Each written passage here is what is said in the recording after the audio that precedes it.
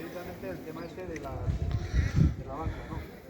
Nosotros hemos preparado para el mes de octubre cada lunes con una caracterización propia. Entonces, el 4 de octubre nos concentramos también aquí y vemos a Iberdrola.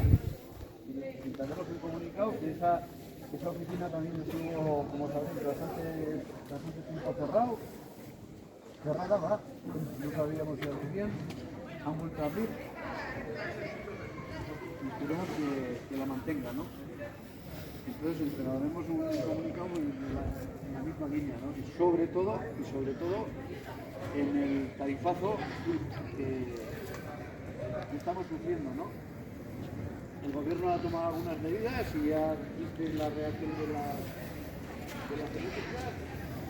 Por un lado, vacían algún pantano, que es la energía gratuita de un bien de uso totalmente público. Los pantanos que tienen energía público, el agua es universal, que es el mundo, y ellos son los que explotan la energía.